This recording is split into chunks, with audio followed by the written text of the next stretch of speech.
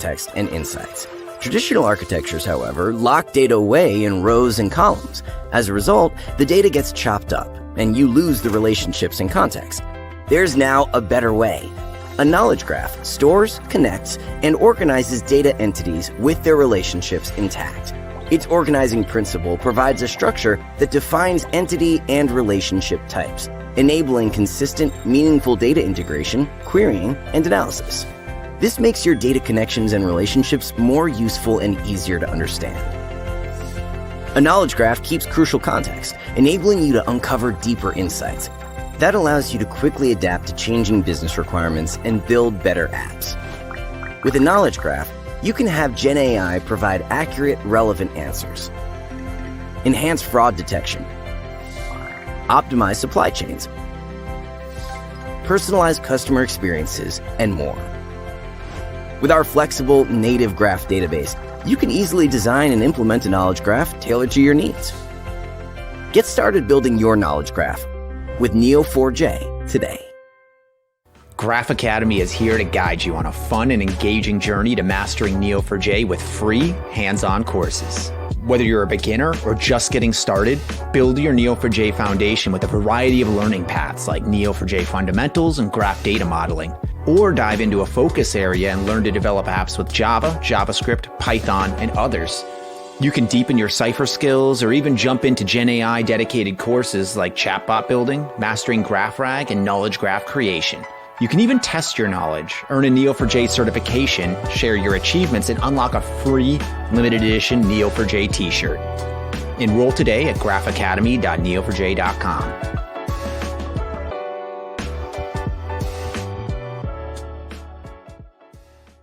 Integrating external knowledge improves your Gen AI app's accuracy and reliability. Retrieval Augmented Generation, or RAG, has become an industry standard for pairing large language models with external data sources. However, RAG using only vector search doesn't return the most accurate responses. Vector search relies on pre-trained black box ML models that only measure semantic similarity of text and phrasing, and not true relevance. As a result, vector search misses context and deeper meaning. It struggles to incorporate the domain-specific nuances of critical data relationships between people, places, and things. This can lead to imprecise retrieval and a lack of explainability. You can overcome these limitations with GraphRag, which combines knowledge graphs, vector search, and graph data science. A knowledge graph provides a clear, explainable representation of your data with its relationships and context intact. Graph data science analyzes your data at scale to uncover hidden connections, improve vector search, and enrich your knowledge graph with deeper insights. GraphRag integrates these technologies with vector search to provide more relevant, meaningful, and explainable responses. Ground your Gen AI outputs in your organization's data while remaining secure and compliant. Don't just build another Gen AI app. Build a breakthrough with Neo4j and GraphRag. Contextual insights allow you to build intelligent apps and improve operational efficiency. But traditional data architectures slow the process down. They trap data in rows and columns, stripping away the relationships. You lose valuable context, and recreating these relationships requires slow, painful joins. Graph databases offer a simpler, faster alternative. They store data in nodes, preserving relationships and context. You can then quickly uncover patterns and find deeper insights without needing any joins. Neo4j AuraDB is a fully managed cloud graph database. With AuraDB, you can build powerful apps on a secure, no-admin graph database without worrying about infrastructure. It's always on, globally available, and has built-in security. Its flexible schema evolves with your changing business needs. AuraDB allows for 1,000 times faster queries and lightning-fast traversals with index-free adjacency. You can use pre-tuned graph data science algorithms for deeper insights and get access to an ecosystem of popular frameworks, platforms, APIs, and drivers. AuraDB is available on Amazon Web Services, Microsoft Azure, and Google Cloud, and has guaranteed 99.95% uptime SLA. Over 1,700 leading organizations and 300,000 developers use Neo4j for Gen AI, fraud detection, Customer 360, supply chain management, and more. Experience the power of Neo4j Aura DB. Sign up for free today.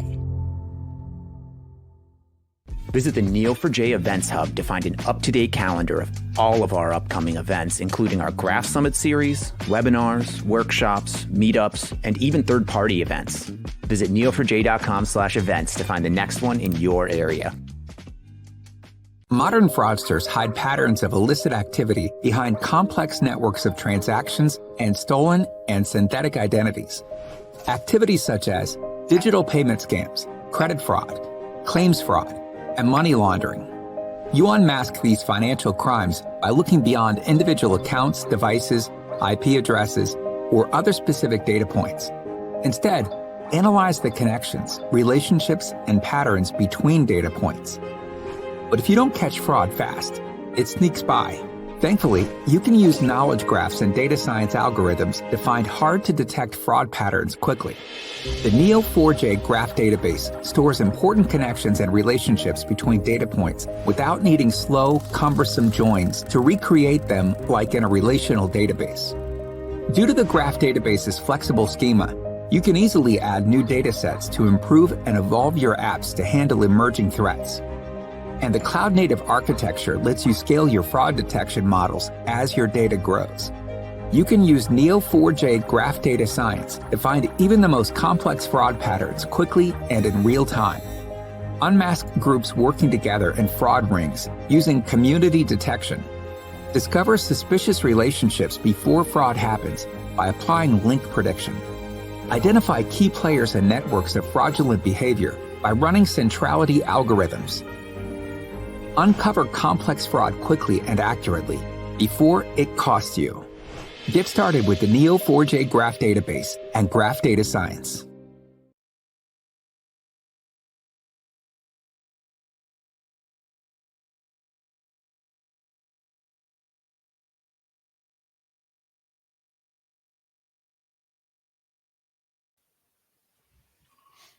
Hello, good morning, everybody. Maybe good afternoon, good evening. I'll still keep saying it, but I think this is more of a morning event here today. Looking forward to having you all join the Neo4j Fundamentals virtual workshop together with Martin O'Hanlon. Hello, Martin. How are you doing today? Hi, Alex. I'm very well, thank you. It's great fun to be here, and it's a beautiful sunny day here in the UK. Yeah. So that's all the better. That's good. That's very good. I see people joining us from all over, from Sweden to South Africa, Johannesburg. So I think that is basically the longest distance we can get, I think, between at least being in the same time zone. So that's great. Thank you for joining. Somebody from Munich, somebody from France as well. So great to see you all. Thank you for joining. Hope you have a good time today as well, and you will get good, something good out of the workshop that Martin will be presenting in a bit. Before, I'd like to make a few housekeeping items so that we all on the same page. So we record this session, so you don't have to, I wanted to say pay attention, but obviously you have to pay attention all the time. But if you miss something, or something is going by a little bit quick, or if you have to drop off early, then you can always come back to the video recording, which we will send you later this week, probably by tomorrow. We will also share the slides that Martin will use with you in a follow-up email, so you will have that. If you have any questions during this presentation, during this workshop today, and if you have, or anything is unclear, we will have some breakpoints where we can look at these questions and read them out live. So please use the Q&A panel you should see on your right hand of the video stream. If you just wanted to say that you like the presentation or want to chat about things, use the chat. It's fine. If you post a question by accident in the chat panel, I'm moving it over to the Q&A. So don't worry if you see a question disappear. It's just for organizational sakes. It's easier for me to see what's a question, what is just chat. So that's why I'm moving them away, but I'm not deleting your question. So I think with that, we are ready to kick it off. And I wish you all good session. Have fun. And over to you, Martin. Thank you. Great. So thank you all, and welcome to this session on Neo4j Fundamentals. My name is Martin, as Alex introduced. I work for Neo4j as a technical curriculum developer. My job is to create educational materials. So let's just have a quick look at what we are going to do today. Just as Alex has done some housekeeping, I'm going to do a little bit as well. You may see me looking from side to side. That's because I have multiple screens. One's got questions on, one's got stream information on it. But yeah, so if you see me do that, that's why I'm sort of looking from side to side. But yeah, in terms of what we're going to do today, so we're going to spend some time looking at concepts, so graph theory, fundamentals of Neo4j. We're going to look at data modeling. We're going to spend some time exploring data in a graph. We're going to look at Cypher. Cypher is the query language for Neo4j, and we'll look at how we can interact with the data in our graph. And we'll also do some data importing. So the first thing to say is, this session is an abridged version, a shortened version of 4 courses on Neo4j's Graph Academy online learning platform. So if you want to dive into more detail on any of these topics, you can do that by going to graphacademy.neo4j.com, where you'll find lots and lots of free courses and free certification programs as well. So today will be an interactive session, right? And I want you to follow along, right? If you would like to, and you'll get most out of it if you do. In order to do that, you're going to need 2 things. First of all, you're going to need to download this zip file, which contains the data that we are going to use throughout the session. And the next thing I would like you to do is sign up for Neo4j Aura. Aura is Neo4j's cloud platform, and I'm going to go through the process of signing up as well, so you can follow along with me. And we're going to use Neo4j's data importer to create a database containing movies and people, and we will run some exploratory queries using Cypher. And sort of by the end, you should be comfortable loading your own data, running Cypher, and kind of using Neo4j Aura to gain access to your own data. Okay, so if you haven't done so already, please go ahead and download the this zip file, number 1, and then I'm going to go through the process of registering for Neo4j Aura. So another small piece of housekeeping is, so I need to remember to switch tabs, and it's something that I quite often forget. So when you visit that link, you're going to end up at Neo4j Aura. If you have an account or you've got a Google login, use one of those options. I'm actually going to go through the process of signing up for an account, just to kind of go through the whole process. So the date today is the 10th. So go through a process. I'm going to use my super secure password. Let me just find that. So here is pop in my super secure password, and I'm going to go and sign up. It's going to ask me to verify my email, so I'm just going to go and do that as well. And you should get a link asking you to verify your email address, which I'm just going to do. And hopefully, if I refresh this page, I should be welcomed into Neo4j Aura, and I'm going to finish off the sign-up process. One of the things I quite like about the sign-up process for Neo4j Aura is that it creates this little graph as I am going through the process. What we can see here is we can see 2 nodes and a relationship between those 2 nodes. Martin O'Hanlon works at Neo4j. I'm working on a personal project. I'm a software developer. I'm interested in generative AI and knowledge graph. Great.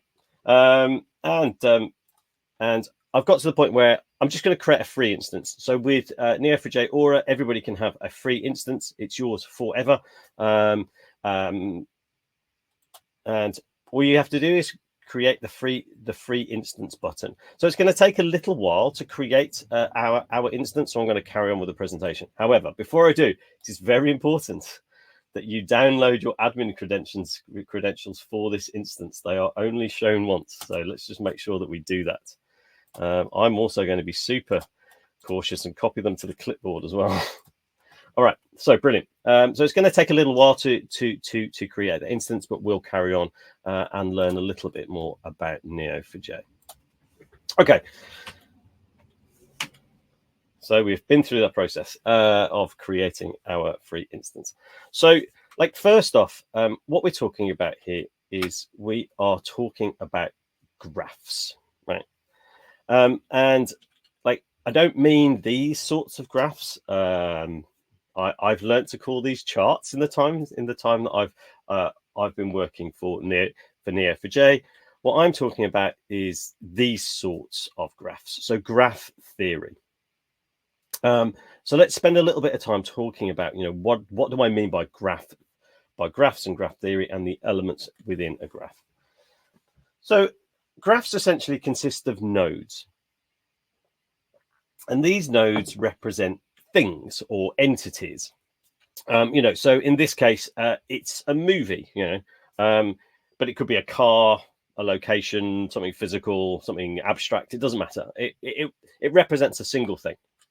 And we can identify these nodes with labels. So we can categorize nodes as, like groups of labels. So in this case, Toy Story is a movie, but also nodes can have more than one label. So Toy Story is a movie. It's also an animated. Nodes can have properties. And this is how we store data. So nodes have a type, label, and they also have properties. Title, release, plot, URL, anything else that you can think of that is important to store against your node. And we store properties as key value pairs. So a key, title, value, Toy Story. Now, the power of graphs comes in the relationships between the data. So here I have another node representing the actor. So it's got an actor label, the actor Tom Hanks. And there is a relationship between Tom Hanks and the movie Toy Story, which is acted in. So relationships have a type. Tom Hanks, the actor, acted in the movie Toy Story. All relationships within Neo4j have a direction. So Tom Hanks acted in Toy Story. Obviously, Toy Story didn't act in Tom Hanks. Relationships, can also store properties. And this is a differentiator when we're thinking, particularly if you're used to relational databases where relationships are abstract things between primary and foreign keys. Relationships within Neo4j can hold properties. In this case, it's the role that Tom Hanks acted in the movie Toy Story. And again, they are key value pairs. And it's really worth noting that relationships are real things in a graph. And that being a kind of key difference. So let's just recap that. Let's just recap that. We have the actor Tom Hanks is a node. The movie Toy Story is a node. Relationships connect two nodes together. Relationships always have a type, and both nodes and relationships can store properties. Okay, so let's talk about like why. Why are graphs useful? And I think the important thing to kind of like recognize when using a graph is that the relationships are as important as the data they connect. And that is a key differentiator when looking at a graph and understanding why they are useful. So, if you need to understand the relationships between entities, for example, how people are connected, or you have a problem that involves like self-referencing the same type of the same type of entity. So, for example, a hierarchy of employees within a company, where you might have cyclic references within a relational database, or just simply you need to explore relationships where you don't know, for example, the depth. So I'm looking for relationships within I'm looking through relationships within a hierarchy, but I don't know how far down I need to go. So things like bill of materials, so the things that make the parts that make up a finished product. So, like, the sort of one of the things that I think is sort of important is that if you had a career like mine, I was sort of conditioned to think of data in terms of tables, like rows and columns, whether that's like a relational database or a spreadsheet or just a CSV file. Tabular data is ubiquitous, it's tried and tested, and it works really well for a lot of use cases. And typically we represent data like this.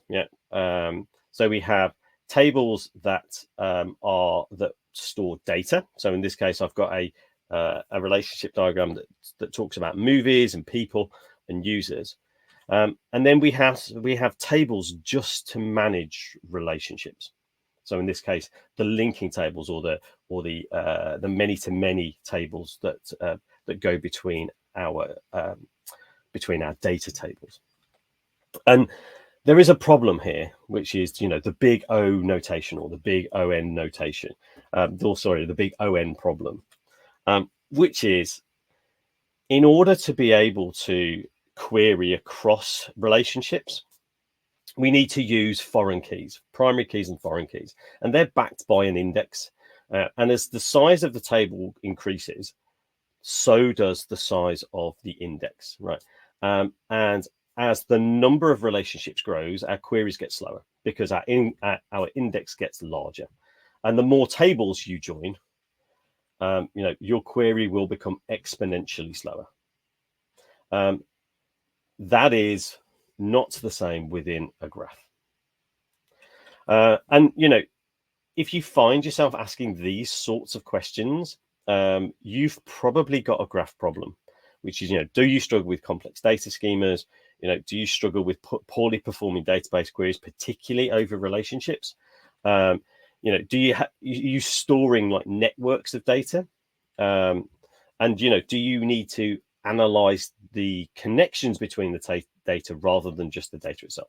And these are graph problems, and they are probably better supported with a graph than a table, because graphs, graph databases are designed to efficiently store and query complex relationships of data. And that goes from like the underlying data storage, right up to the query language itself. That's what graphs are good at: understanding complex networks and relationships within data. Okay, I just need to take a quick drink. Okay, so let's go off and import some data. If you have just joined, here is a couple of links for you. So what we're going to do is we are going to import some data, some movie data, a similar data set to that schema we were just exploring. We're going to import that into our Neo4j Aura instance, the one that I just created. So if you've just joined, here's a couple of links for you. One is the data itself, and one is a link to go and register for Neo4j Aura, where you can create a free instance. Okay, but let's go back to Aura. So we are now back in Aura. My free instance has been created and is running. So what now at the moment, this is an empty database. It's got no data in it, so we need to put some in, right? And the file that you downloaded contains not only some data, but also a data model. And that's the first thing we are going to do. So we are going to use the Neo4j data importer, which is under this import tab. And if I click on there, we can connect to existing data sources, whether that's a relational database, your relational database, or some flat files, and import that data into Neo4j. Now, in this case, my data source is some locally stored CSV files. That's what's in that zip file that you just downloaded. So that's going to be my data source, and it's going to create a new model for me. So what I'm going to do at the moment is to kind of get everything started quickly. I have defined the model for us, and then later on in this stream we're going to modify it. But for the moment, if we go to the menu in the top right hand corner, which I think is just off the screen, maybe. Yep, there. Thank you, Alex. If we click there, we can say Open Model with Data. And it's going to ask us, there's a pop-up appears, and it's going to ask us to select a zip file. So I'm just going to select that Movie Fundamentals zip file that we just downloaded. And once I do that, it's going to import the CSV data that's in that zip file and this data model. So these are the files that are inside the zip file. These are the files that we are going to be using, or the data that we're going to be using in the stream. And here is the data model that we are going to create. It's got two nodes. It's got person nodes, and it's got movie nodes. So again, it looks very similar to that model we were just exploring. And it's got two relationships: an acted in relationship and a directed relationship. And we'll explore how to import data, because we're going to expand on this model a little bit later. For the moment, we can just run the import, and let's get some data into our database.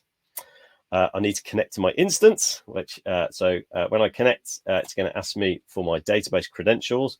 So when we created our instance, that was why I said download your credentials, and you will find in that file that you downloaded that had your credentials, you will find a database user and a password. So here is my password, and I'll be able to connect to my free instance. And so straight off, so I connected to my free instance, and it has run the import. That happened very quickly. I didn't have time to explain what was going on, but I connected to my instance, and it used the data within that CSV and the model that was defined to create nodes with person labels, nodes with movie labels, and these two relationships. And once we've done that, we can go off to explore the results. So this is a tool that we call Bloom. It's an exploration tool, but if we sort of zoom in, we can see that we have data within our graph. The colors denote the labels of the nodes. So in this case, there is a node, Irene Jacob, that has a person label, and we can see these properties associated with that node. So there is a bio, a little bit about Irene, when they were born, where, some IDs, and some URLs. We can also see that Irene has a relationship to another node, which is a node with the label of movie and the title Othello. So we can denote from this that Irene Jacob, the person, acted in the movie Othello. And again, if we double click on that node, we can see the properties associated to that node as well.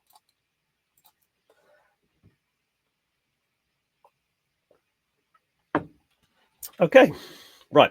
And zooming in and out, we can sort of explore this graph, and we'll see different nodes and different relationships. Okay, right. Let's pop back to our presentation. So we're going to spend a little bit of time looking at Cypher. So Cypher is a query language, and Cypher is the predominant way that we will interact with our Neo4j database. All right, so let's do some definitions. So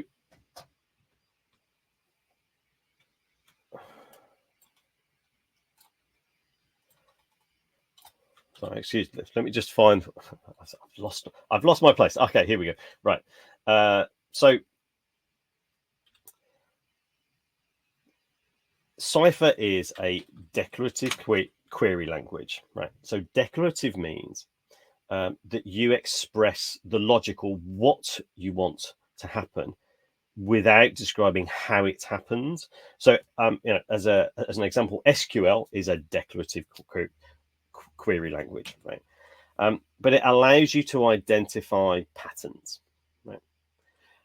So identify patterns in your data using this ASCII style art syntax of brackets. So brackets, so nodes are described using round brackets.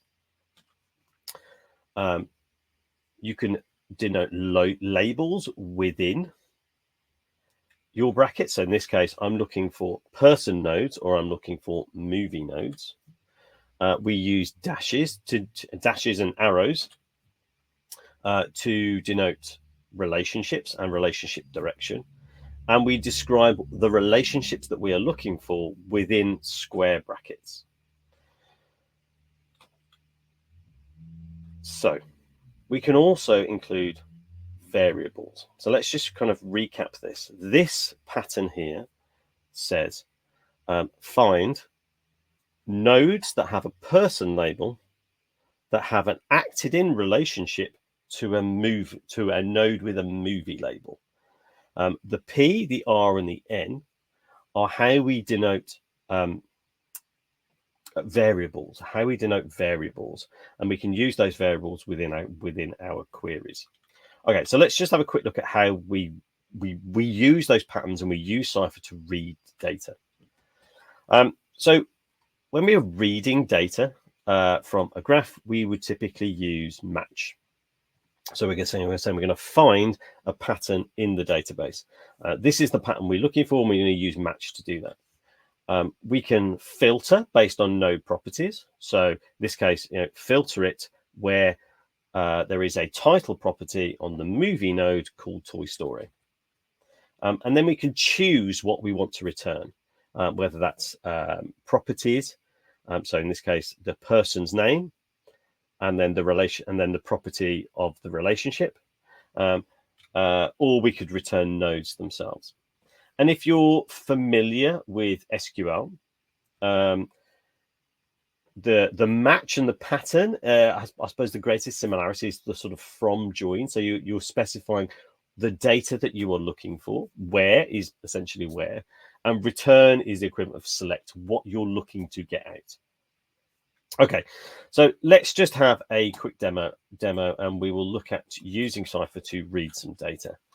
I just need to move that over there, and I need to switch back to Aura to share this tab. What we're going to do now is we're going to use, if I can find my mouse, here it is. We're going to use this. We're going to use the query tool. So the query tool allows us to interact directly with the database and to execute queries and get results back. I'm going to make this a little bit bigger. Hopefully that looks a little bit bigger and is a little bit more readable. So let's use that idea of using match to find data and using this idea of patterns. So if I'm going to find data, I need to express a pattern of what I'm looking for. And patterns can be as simple as single nodes. So match P, match all of the nodes that have a person label, give them the variable P, and then return P. So return all of the nodes that have a person label. And if I run that, we're going to see a graph returned of lots and lots and lots of nodes. And if I zoom in, we'll be able to see, there is a node that has a person label and has these properties associated with it. So that's kind of a good start. And let's, we can use the idea of using a where clause to filter data. And I'm just going to go off and try and find a single node, a single person node that has the name of Al Pacino. And what I should get back when I run that query is I get back one single node, which is a node that has a title, a name property, of Al Pacino, and various other properties. Okay, so within patterns, so you can not only describe things like the label that you're looking for, but you can also say, okay, well, actually, I want to match patterns that have particular properties as well. So in this case, find me all of the nodes round brackets or parenthesis that have the label person that have a property of name that is equal to Al Pacino, and that is the equivalent of the query we just ran, where we used a where clause to filter. But I can express data within my patterns as well. So we can let's expand this pattern to use some relationships as well. So I'm going to say use the acted in relationship to find other nodes that have a movie label. So this pattern says find nodes that have a person label that have a name property equal to Al Pacino that has an acted in relationship to movie nodes. And if we return, I'm just going to put a variable against that relationship as well. And if we return person nodes, the relationships, and the movies, what we get back is a graph of, let's make this full screen, a little bit easier to read. What we get back is a graph of the movies that Al Pacino has acted in. And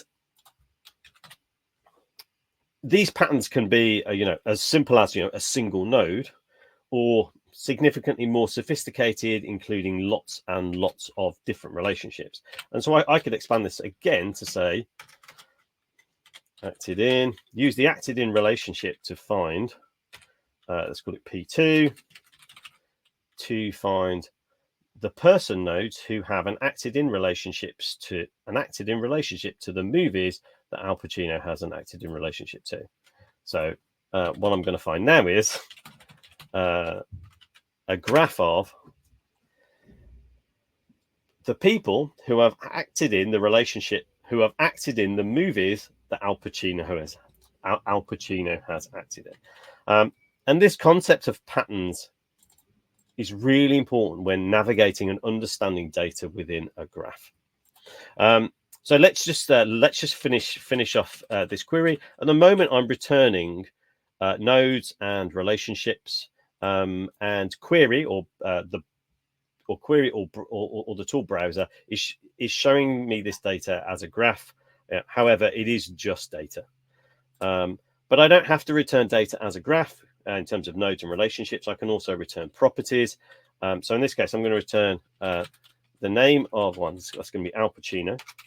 The title property of the movie node, and the name of the people who acted in those movies. So now I get back a table of the people who acted in the movies with Al Pacino. Right. So this is how we can express patterns and relationships using Cypher, and how we can find data within a graph. Okay, so I would like you to, I just need to go back to here to have a go. So hopefully you've managed to set up an instance in Aura, and you have imported some data. I'd like you to have a go. So here are a few queries that you can try, and while you're having a go, we'll have a look and see whether we've had any questions come in. And we had some questions, so oh great, we can go over those. Yeah. So we have one from Pablo. Pablo wants to know how important is the direction, actor to movie or movie to actor? I think it's more like the direction of the relationship. So it's important that, well, every relationship within Neo4j has to have a direction. The direction you choose when modeling the graph is, to be honest, up to you. It doesn't matter whether the relationship in this case goes actor to movie or movie to actor. So at the moment it goes person acted in movie. I suppose you could have movie has actor person, right? Yeah. From a sort of Neo4j standpoint, and from a sort of like querying performance standpoint, doesn't make any difference. But it is important that you describe your graph in a way that makes sense to you, right? But yeah, it doesn't. It's not. It doesn't matter. I think is the thing that I'm saying. Yeah. Yeah, it is more of a data modeling question, how you see your relationships span out, and then you design it like this, and then it's good to follow that. Great. Next question is coming from Fred. Fred wants to know, what are the limits of the free Aura edition? He has a big CSV file that I'd love to import to see what he can do with Neo4j, and wants to know if it's maybe too big. So with Aura, I'm going to look at until very recently, a free Aura instance was up to 200,000 nodes. I think it's been increased. So we have 400,000 nodes and 600,000 relationships. So yes.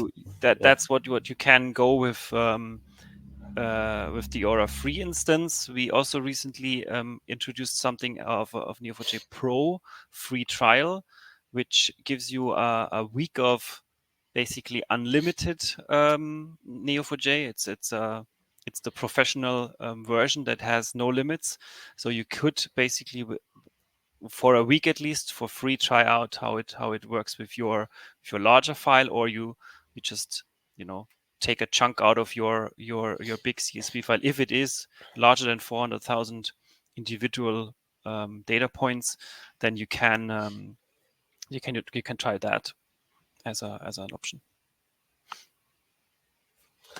Yes, thank you. I couldn't remember if it was 300 or 400,000, but I knew it had increased. It is. Yeah. Thank you, Alex. Absolutely. And then one more question from Julian. Julian asks, in the last example you just showed, why is Al Pacino only shown once and not repeated as P2? So the simple answer is because I expressed that pattern as a single pattern. The query optimizer has returned the data that it expects from that single pattern, because I have specified an anchor node, the anchor node being the Al Pacino node, and then using the relationships to find other nodes. So the query optimizer has done that. If I'd split that pattern into two match clauses, so matched the movies that Al Pacino is in, and then specified a second match clause, which is using those movies to find the person nodes, Al Pacino would have appeared a second time. It's basically because I'd expressed it as a single pattern. Okay. Yeah. You could always write your queries in either way. Sometimes these long patterns, especially when it goes very deep, could be a little bit, overwhelming, and you can absolutely segment them into smaller parts. But then you have to include a where clause, I think, where we go later on, to exclude the repetition of the same nodes. Yes, absolutely. Yeah, and then that's it for questions for now. If you have more questions, more comments, use the Q&A panel, and we'll have another Q&A slot later on. All right, great. Okay, so hopefully you had a chance to have a look at these three queries. I'm just going to go over the last one, which is using this directed relationship, because it's something new that we didn't see before. So I'm just going to share this tab instead, and I'm going to say match the movie that has a title of Toy Story. So I'm going to match a particular movie.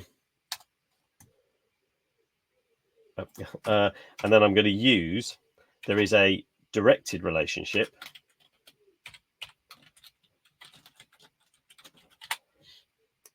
between person nodes and movie nodes, which is, as you might expect, it is the person that directed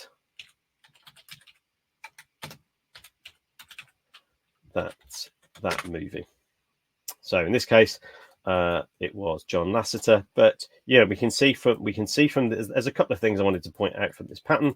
First of all, obviously, we can use different relationship types to denote different relationships, but also relationships within patterns don't have to go left to right. They can go the other way as well. All right, great. So let's go back here, share this tab instead. All right, so let's have a quick look at how, so we've had a quick look at how we read data. Let's have a quick look at how we write data.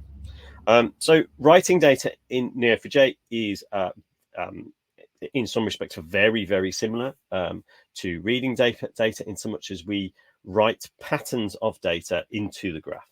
And to do that, we use the merge clause. I'm just finding. So in this case, this cipher would merge a node with a person label that has a name property of Tom Hanks into the graph. And we could have multiple merge clauses together. So this one's going to merge one node with a person label and then another node with a movie label. And when we want to create relationships, we express that pattern.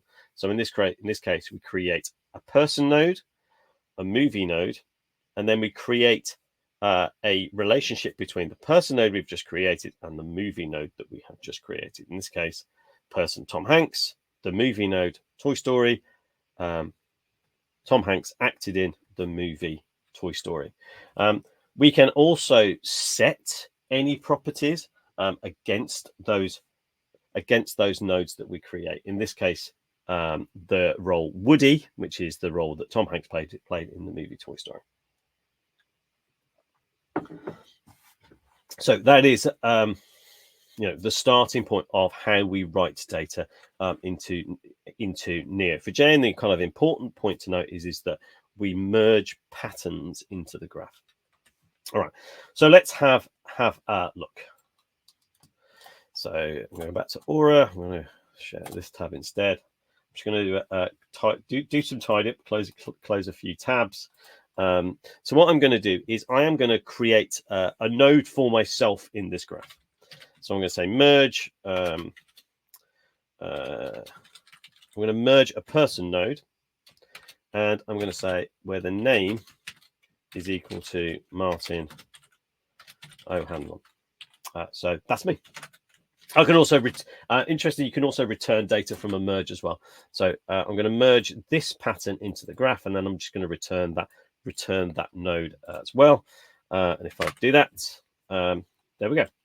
I have created a new node within the graph that has a single property of Martin O'Hanlon, a single name property that is equal to Martin O'Hanlon. And again, if I wanted to use set, I could say set p.bio technical curriculum developer Neo4j. Not a great bio for a graph of movies, but again, if I run that, what we end up is we end up with, again, one node, but with two properties. Now, the kind of the point I just wanted to make here is, so I have run this query twice. However, it will have only created one node within the graph. Merge, as the name suggests, merge is a pattern into the graph. So it's going to check to see if this pattern exists before it creates it. There is an alternative cipher clause called create, but most of the time it is more useful to use merge than create. So when I ran this query a second time, it didn't have to merge this pattern in because it already existed. However, it returned it and allowed me to set an additional property against that node. All right. So let's just expand on this query. So I've merged me in. I'm also going to merge in a new movie. So I'm going to create another node that has a movie label, and I'm going to set the title to be GoldenEye, a movie that I like. And again, so if I actually let's do this. So I'm going to return both of those. I need to put my round bracket at the end, and if I run that, I now get two nodes. Just make this full screen. I get a node with a movie label and the same node that we've seen before with me in it. So I'm going to merge into this graph a new relationship. So I'm going to say that the person node, me, directed the movie GoldenEye. So I create this. I merge this node into the graph, and it merged this node into the graph, and then I merge this relationship, give it a direction. Actually, if I give that, we can then return that as well, and we can see the result of what we have created. So now I have a person node, a movie node, and a directed relationship. And again, I could use set to set any value within the nodes that I've created. So I'm going to say I'm not sure what year GoldenEye was released. I'm going to guess at 2001. And now I have another property against my GoldenEye node.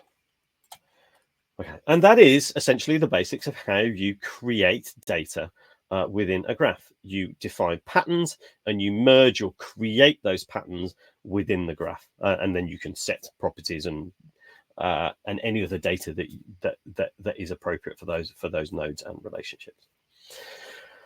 Okay, so we have another opportunity for you to have a go. So I would like you to create a person node for yourself, and then give yourself a role in a movie by creating an acted-in relationship to that role, to that movie, and then you use a match query. So use the match query that we saw previously to read data to find the node that you have, the node and relationship that you have just created. And while you're doing that, we'll have a look if there's any more questions. There are some questions. Just to I'll read them out in a bit. But GoldenEye actually released already in 1995.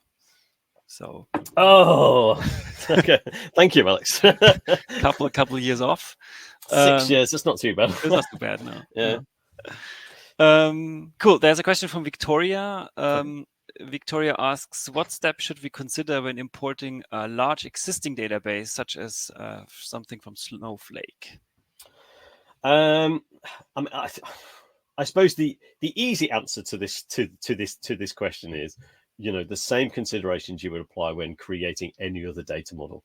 Think about the use cases that you are looking to achieve. Think about the data model that you are looking to create. Start by doing some tests. So start by importing small data sets to start with, and then obviously expand over time. Some specifics to Victoria's question. So there is a Snowflake data connector for Neo4j, which will take away a lot of that hard work for you. But again, I would start with the standard good practice. What are you looking to achieve from your graph? Define your use cases, understand your data model, and then test and repeat. So try it with a small data set, test, does it fulfill your use cases, and then expand. If we're talking about things like large volumes of data, there is a question about how large, right? There are lots of different methods of importing data into Neo4j, including like raw data import, which can handle millions, billions of rows. In fact, I probably, and I would point you to our Graph Academy platform. There is a course called Importing Data Fundamentals that goes through a lot of those questions and gives a lot of solutions to that as well. Cool. I'll look that link up. Thank you. Importing, here it is. I'll share it in the chat for everybody to see, which is the. And Victoria, you can also check out that link. Cool. There is another question from Fred. Well, actually, it's I've seen 3 questions. Yeah, from Fred. Yeah. It's three questions from Fred, but I think it's all relating around the same concept of how and what to do with bidirectional relationships. Okay. So I mean, so let's just do fundamental first. Relationships have to have a direction. If, however, you want a bi-directional relationship, and the example I use quite often is Martin is married to Leonie. That is a bi-directional relationship. We would have two relationships to model that. Martin is married to Leonie. Leonie is married to Martin. So there would, in fact, be 2 relationships between those nodes: one going one way, one going the other. See, there's a question from Fred also about if we query with the wrong direction, the result will not be the same. Yeah, absolutely. Right. If you specify, a direction that says movie acted in person, you're not going to get any data back, because there is no relationship. There is no acted in relationship that goes from movie to person. And then there was the other direction used in the query. Yes, it will. Yes. I think I've covered off Fred's question there as well. Yeah. Cool. That's all the questions we have for now. Right. Great. Okay. All right. Well, we've gone back one. So this was the sort of challenge, the challenge that I set. Again, I'm not going to go over. We've sort of seen how to do this. What I will just do though is just sort of say, okay, well, we can go off and match, a person node that has a name property of Martin O'Hanlon, and it will return me using a match clause. I suppose just going on some of Fred's questions about relationships. Relationships absolutely have to have a direction. However, if you are using Cypher and you don't specify a direction, so this we still see your slide. Have a go. Thank you, Alex. Yep. So we just wanted to show that we can write a match clause that returns me. And we can, while relationships absolutely have a direction, if I create a pattern that doesn't specify, so there's no arrow to specify the direction, Cypher will assume a left to right.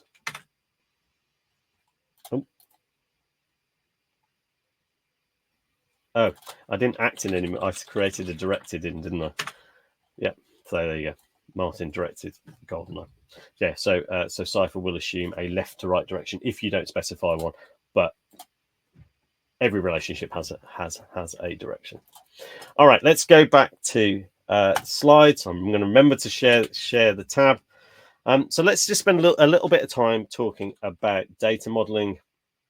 Let me find the right bits. Okay, so the first thing to note when you're looking to create your data model is we talk about this idea of like a golden rule.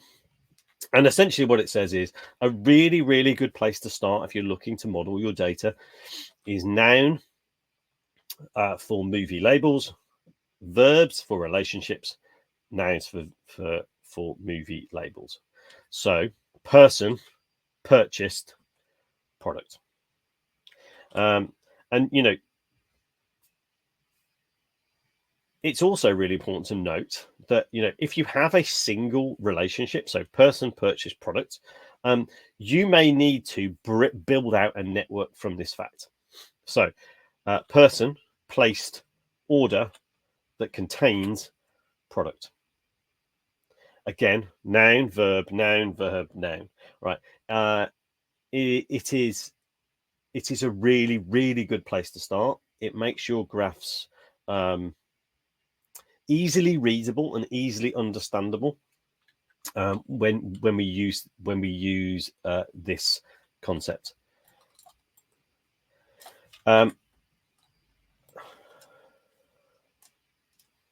Sorry, I've my slide. Okay, here we go. Right, and when we have that golden rule of noun, verb, noun, we can also expand out from existing nodes with other nouns, and we can keep doing that, and that allows us to create a graph that is, again, easily readable. One of the things that we didn't talk about when we were talking about properties against nodes or relationships, and also more generally about Neo4j is that Neo4j is schemaless by default. So what I mean by schemaless is that there is no constraint. So in this example, we have two nodes that have the same label. However, they have different properties. And they can have different properties or no properties. You can have nodes with no labels. You could have nodes with multiple labels that are all different and with different properties. And all of that is fine, right? When you kind of like start up Neo4j, before you apply any constraint, virtually anything is possible. However, we know, as people that look after data custodians, is that having order to our data helps, right? So you can constrain Neo4j. So, for example, that if a node has a certain label, it has to have a certain property, or if a node has a certain label, it has to have a certain unique property. So, person, for example, must have a unique name. Now, obviously, we know that's not true. But so, person would have an ID, and that ID would have to be unique within the graph. But it is a really important point to note is that generally, when we start Neo4j, it is schemaless by design, and that has a lot of benefits as well. It means is that we can have a very, very flexible data model. Okay, so let's spend some time. What we're going to do is we're going to import some data into the graph that we have been using. We're going to import some additional data. So I am going to switch back to Aura. Actually, going to switch back to Aura, so you can see. Again, just have a little tidy up. So again, I'm going to go back to the import service that we've been using. I might just have to zoom out a little bit. Just that's better. Actually, if I close that gives a little bit more room as well. All right. So this. Where's my model? What happened there? Oh, okay. I don't quite know what I managed to do then, but I managed to not open the model that I wanted to use. So anyway, if we go back to data importer, this is the model that we have been using. There are person nodes and movie nodes, and there are acted in and directed relationships between person nodes and movie nodes. What we are going to do is we are going to create a new node within or a new node type within this graph, and a new relationship, and that is going to be users who have rated movies.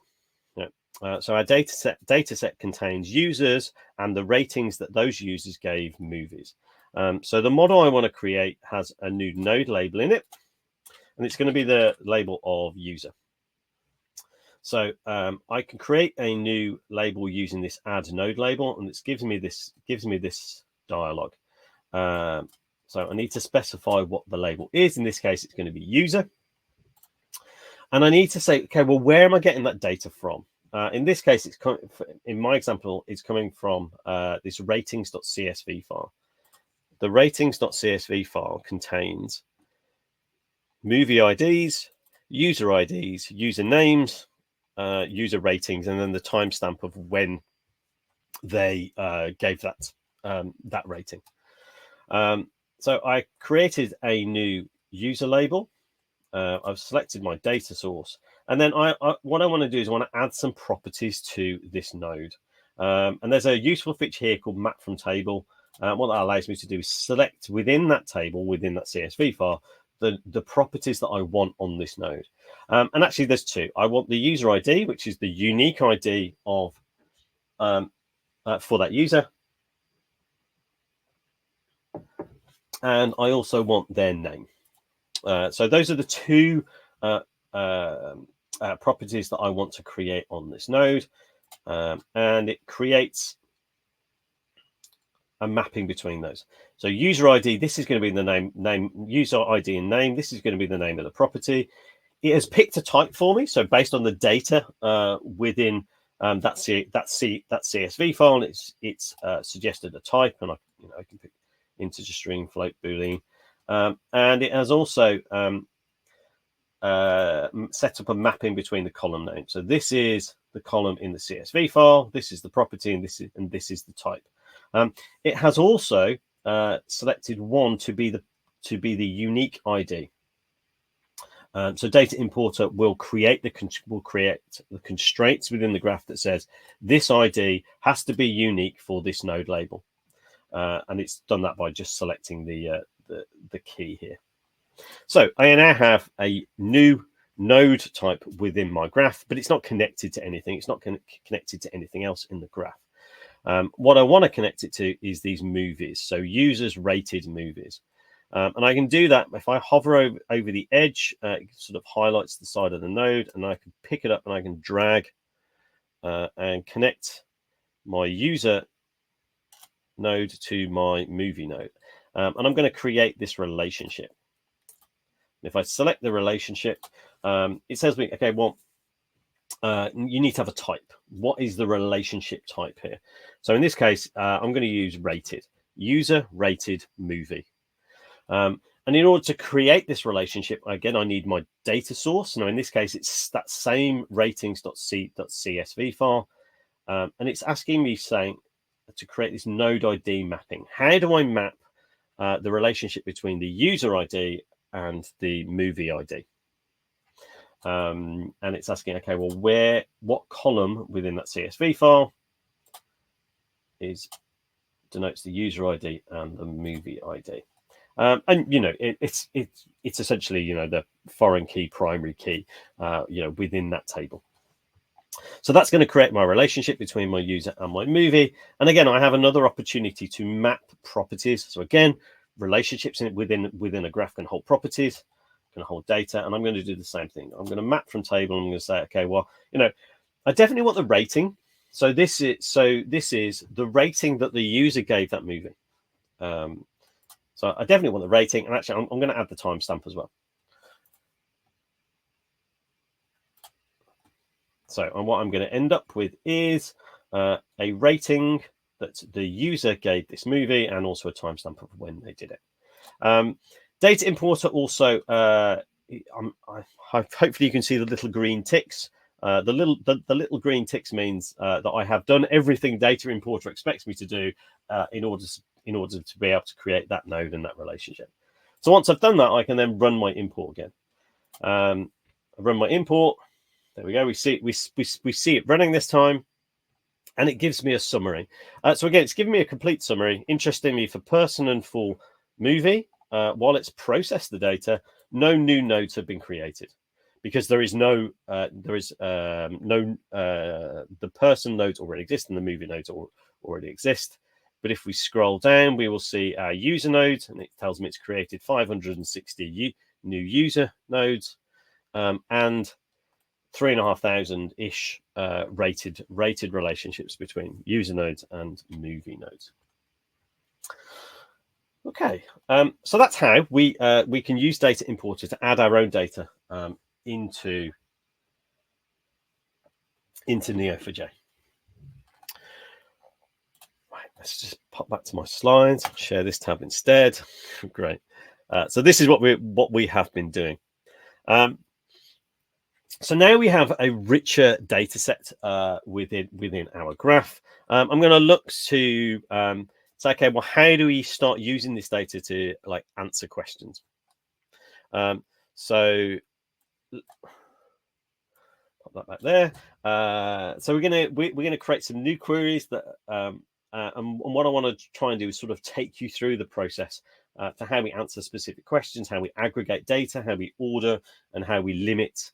And the first question I want to try and ask is, what is the best movie with an actor called Robert?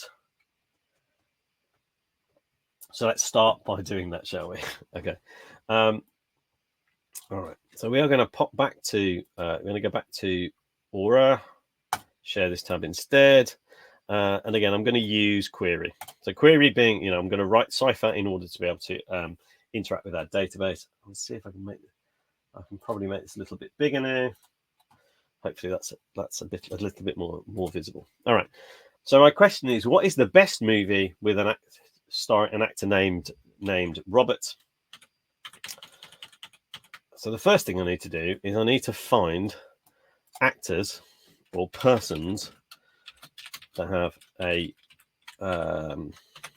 where their name, let's call that Rob, because these are going to be Robs. So match Rob person nodes where Rob.name contains Robert. And then let's just return Rob. So what I should get back is nodes where the name contains Robert. So introduce new cipher query. So if you're working with strings, you can use contains. You can also use starts with, so on and so forth. And I get back a graph of nodes that have name containing Robert. Well, in actual fact, I also get back Julia Roberts, as we might expect. But that's not the query I'm looking for. So actually, the first thing I'll do is I'll change that to start with. So match person nodes where the name starts with Robert. So now I get back person nodes starting with Robert. Right. I need to find the actors, and I understand actors by using the acted in relationship to movie nodes, because there's an interesting. So is this actually some of these person nodes returns might be directors, but I can use this to say, okay, well, find me the actors, because I understand they're actors because they have acted in a movie.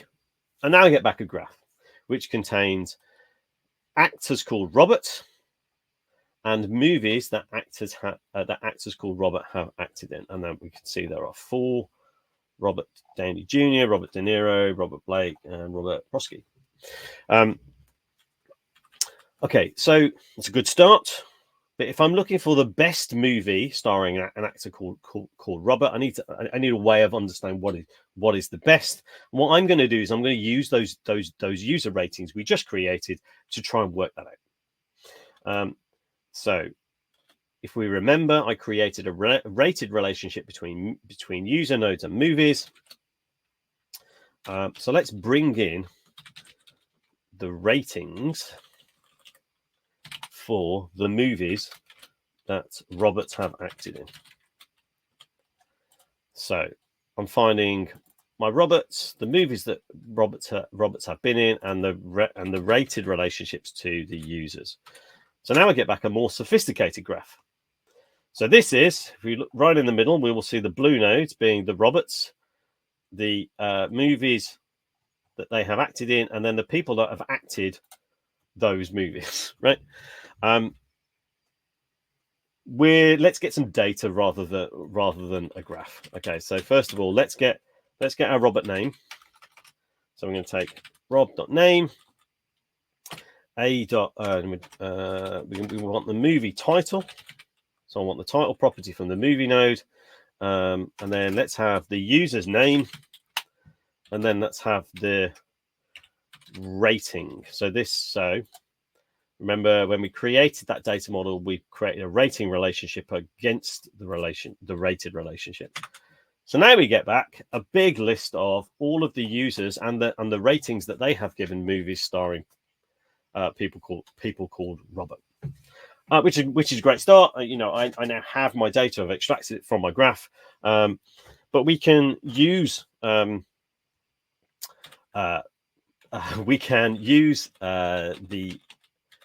Cypher to aggregate this data. So, for example, I can use a count function, and this is going to return me the movies, the actor, the movie, and the number of ratings that movie has. Again, if you are familiar with SQL, you may have sort of noticed a key difference here, which is when you're looking to aggregate data using Cypher, you express within the return the data that you're looking to aggregate. You don't have to do a kind of group by or anything like that. You just return the data and say, okay, well, and use an aggregation function to aggregate the data when it is returned.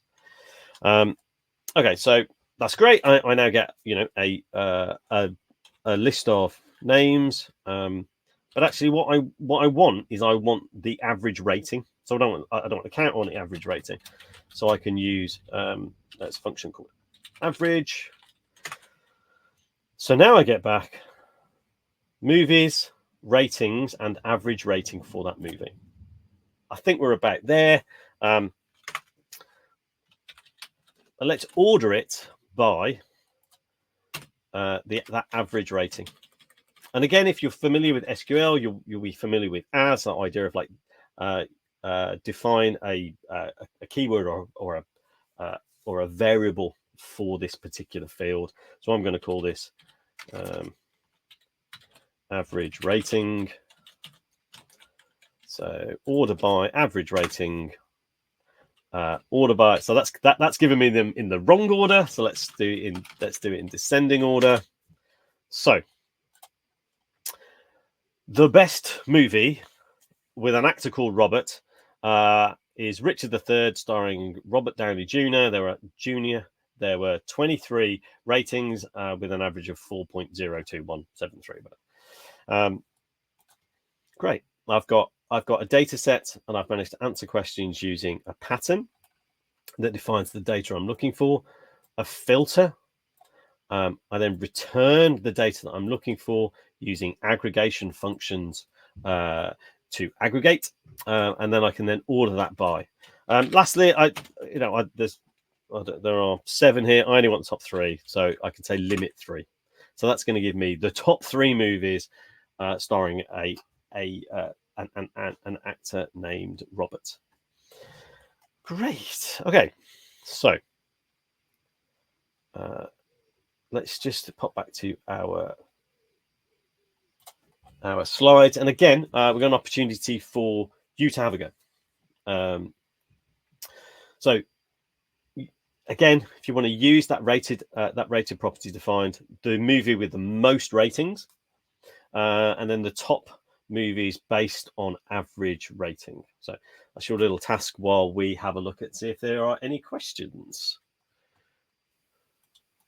Very good. There is one question from Matthäus. Matthäus asks, is it possible to assign more than one label to a node? Yes, absolutely. Yes. I think it's probably the easiest way to summarize that. Yes. So movies can have more than one label. Is that the last new question we have? That was the last new question we had. Okay, yeah. all right. Well, what we'll do is we'll spend a couple of minutes just looking at how we do that, shall we? But yes, movies can have nodes can have multiple labels.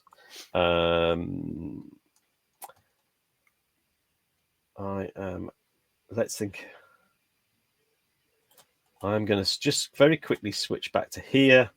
and just create a new query. And the way that we do this is, so we have a person label with we have a node with a label person for me. So I can match me. That's going to find that node that has the name person and me. I can then set an additional node label. So Neo4j staff return p. So I've matched the person label. I've then set a new label on that node, and now I have me, who has got two labels associated with them.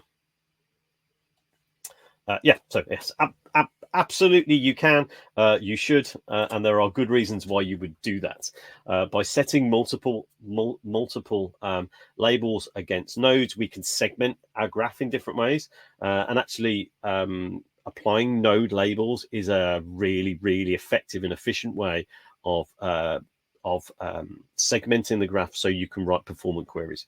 So, find me all the Neo4j staff would create a sort of subsection of the graph that allows you to, query just those nodes, very quickly. Okay. Any other questions, Alex, or should we move on? I don't see any other questions, but anytime. Okay, let's move on.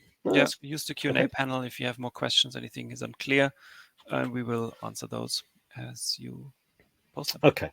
Well, let's just spend a moment just looking at how we answer these questions.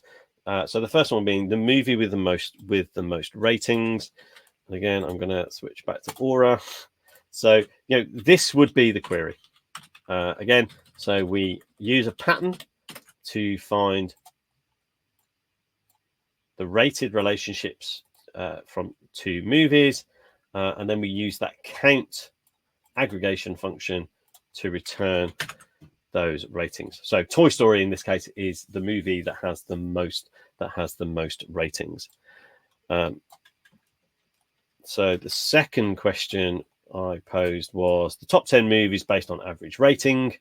And again, pretty similar to the examples that I ran through, but again, we use a pattern to define the data that we are looking for, and then we use an order by to order by that average rating, and then that limit of 10. So L'America, not a film I've ever seen, but has the highest average rating. Okay, so let's move on. So this wonderful slide expresses the fact that graphs help us understand relationships, and one of the nice things about graphs is that you can query the graph through varying numbers of patterns. So there have to be one node through one relationship to another node. It could be I have a start node and I'm looking for an end node, and there could be n number an unlimited number of relationships and nodes between those two things, and graphs can help me find that data. So what we are going to do is we are going to have a look at saying, how can we match up the actor Kevin Bacon to the actor Al Pacino? So let's go back to Aura and we'll look at how we do that. Again, let's just do some tidy up. So the first thing I need to do is I need to go off and find the person node that has the name Kevin Bacon. Let's return KB. And I get back one node. So Kevin Bacon. Let's expand on this query to say, okay, well, let's go off and let's use a second to find Al Pacino. And again, there should be a person node with a name property of Al Pacino. And if I return those, I get two nodes back. Now, the thing that I want to do is that I want to find the path that leads me from Kevin Bacon to Al Pacino. And, you know, I could do match KB, any relationship to Al Pacino. And if I return that as R, no changes, right? No changes, no records. And what that tells me is there is no direct relationship between Kevin Bacon and Al Pacino. And I could put it the other way.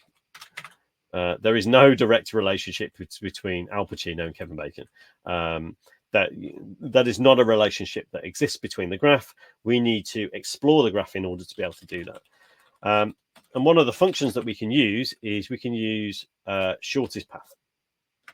What shortest path allows us to do is to return a path of the nodes and relationships between a start node and an end node. So I'm going to say, match P, which is the path that I'm looking for. And I need to give it a pattern. So the pattern that I'm going to give it is basically says go from Kevin Bacon. Let's just create a little bit of space so this is slightly easier to read.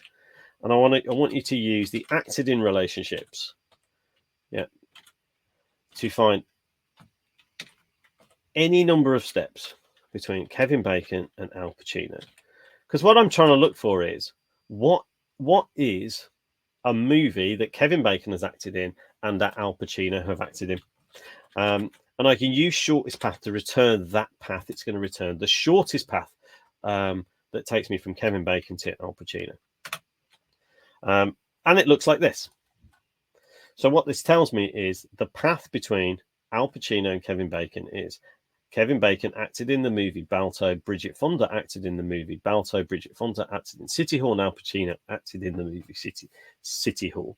So I can express or discover those relationships that I didn't know were there. I'm using shortest path. There is also you can also use paths to find fixed numbers of hops. So I'm looking for the thing that's 4 hops away, 5 hops away, or any variable number of hops away. But again, what I'm looking for is the shortest path. And again, what I'm looking at here is person and movies. This could be customers and products, transactions and values. Insert your use case here, in order to kind of make that make sense. Okay. Right. So we have another opportunity for you to have a go to kind of like explore using shortest path. So I've got a query here which fill in the gaps to find the hardest critic, the user who has given the lowest average movie ratings. And then I would like you to find the connection between the hardest critic and Kevin Bacon. Okay. And then we'll take an opportunity to answer any questions. Super. We have a couple new questions, and funnily enough, Fred and Brian both asked more or less the same question about the difference between using labels and properties, when to do what, basically, and if there is a best case scenario for a label or a property. So, I mean, the answer to so many of these questions is it depends, right? It always depends. But let's talk about when you would and when you wouldn't, and why you might want to do that, and also some of the options that are available to you. So first of all, what we're thinking about here is querying the graph. That's when having labels and properties allows us to segment our data. So let's think of an example. Let's think about year released, right? Okay, so let's say we have our movie nodes have a property of year released. Yeah. You could create a query that says, find me all of the movies that were released in 1998 by, defining a pattern and then using a where that says, equals 1998, released equals 1998. You could also index that value as well. So you could create an index against that node label and that property, and you could have a fast way of searching that data, through using an index, and that would be a perfectly legitimate use of a property and an index. Let's say, for example, though, what you wanted to do is, for reasons for your use case, you wanted to find actors who acted in movies released in 1998, and that was something that you wanted to do regularly, or you wanted to do data analysis on that section of movies released in a particular year, right? The benefit of creating a label, so you could create a label against the movie node that says, a label of release 1998. The benefit of creating a label is it allows you to segment the graph in a very, very efficient way. And it allows you to be able to create patterns that use just that segment of the graph. So, it always depends. My rule would be, if you are looking to regularly query and you are looking to find subsections of the graph, so subsections of nodes, then labels are almost always the best way to do it. Yeah. If, however, you're looking to do more complex, like search queries, so let's say you want to find movies that were released between 1998 and 2004, so that's a thing that you want to do quite regularly, an index property is probably the best solution for that. So I know it's not a perfect answer, because there's no right or wrong in any of these. It depends. Yeah. But if you're looking to segment the graph, do it. Yeah. Do it using labels. Cool. Yeah. It's a very common question. It comes up a lot of times.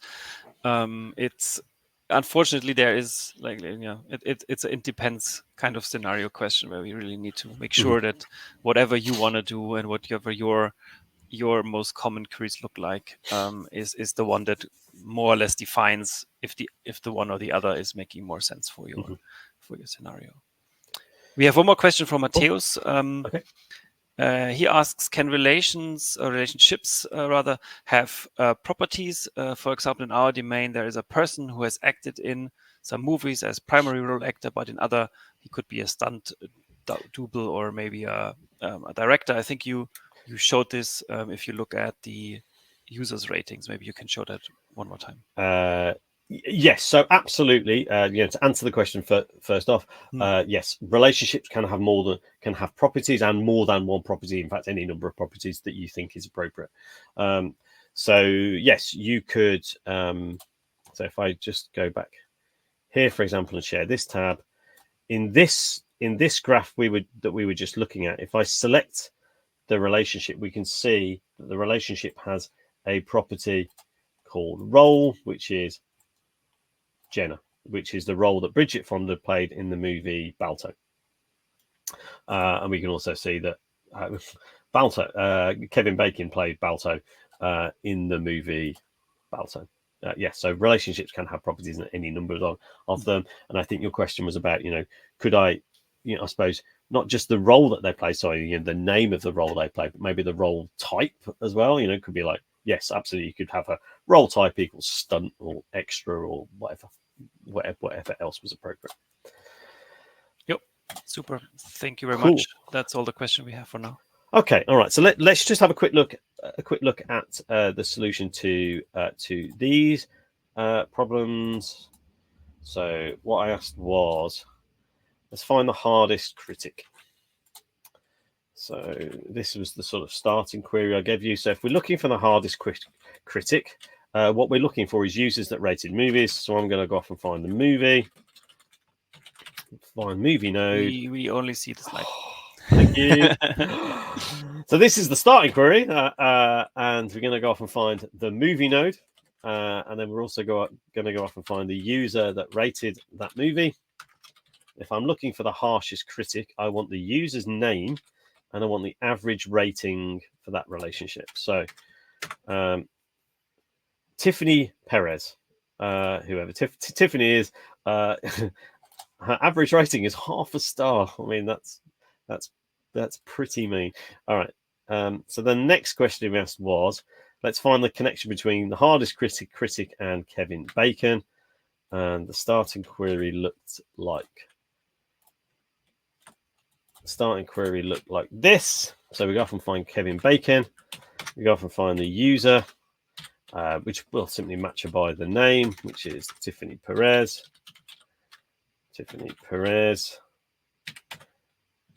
And so we're going to match between Kevin and the user Tiffany. Now, what I've done here is I've basically said star means any relationship, any number of hops. And in a production environment that has a big graph, this is not a great idea because it really is going to go off and find every relationship between those two nodes. And normally we would restrict this to a number of hops. So you could do like that. So, you know, only five hops. But I'm looking for any path at all. So this is what we get. Okay, so we get Tiffany Perez rated the movie 7, half a star. The user Robert Brooks rated the movie 7, who also rated Balto, and Kevin Bacon acted in that movie Balto. And paths are a really, really useful function of graphs to discover data that you didn't know existed, or connections between data you didn't know existed. Okay, all right. So this is where I am going to draw it to a close, and we will finish with any questions that anybody has to ask.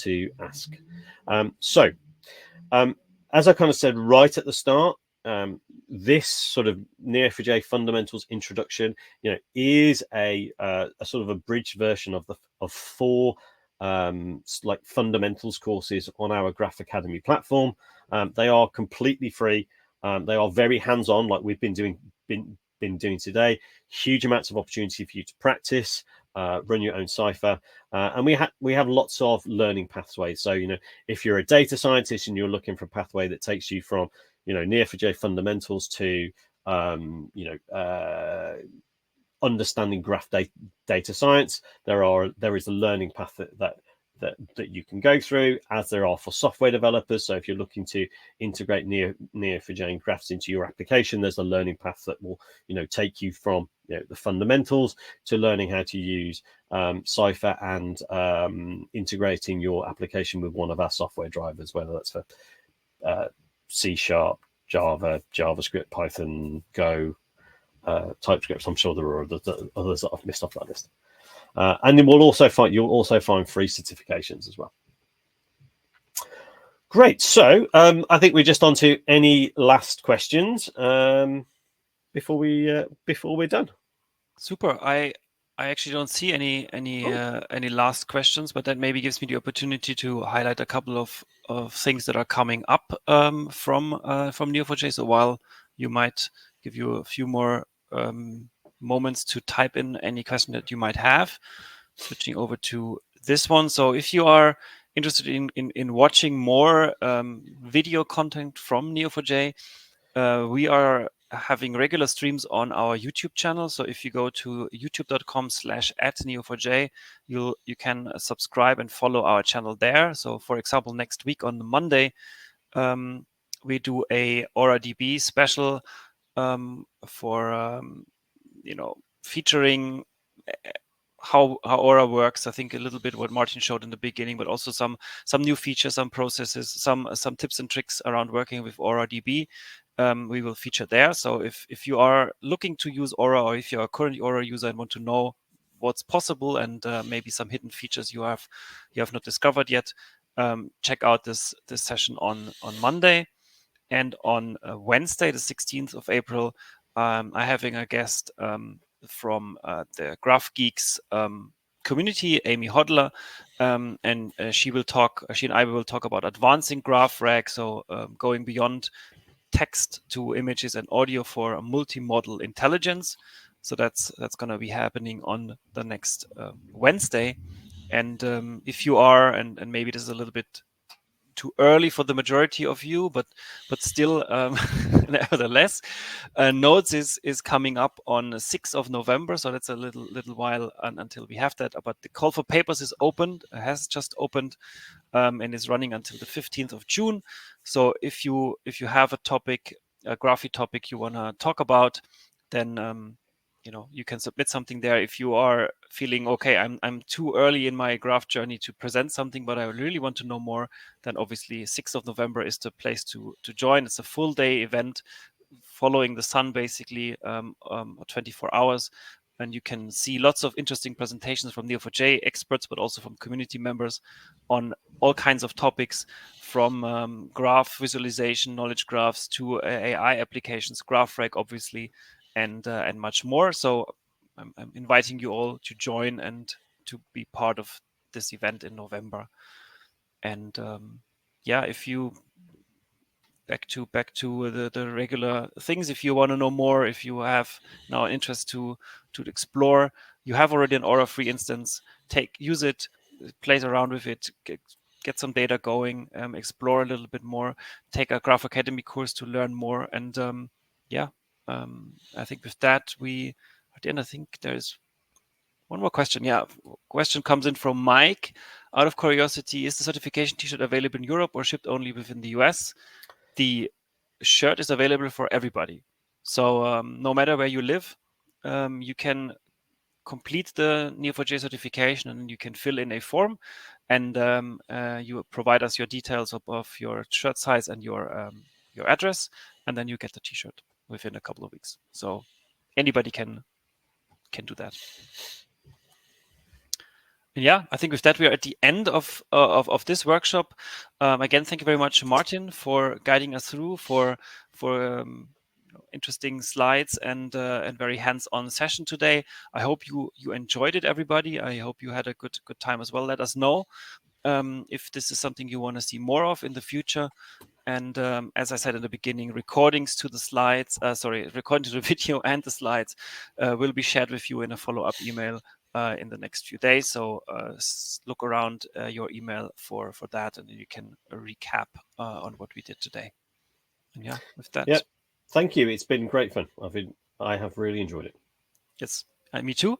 Thank you, everybody. Thank you for joining, and have a good rest of your day. Take care, everybody. Bye.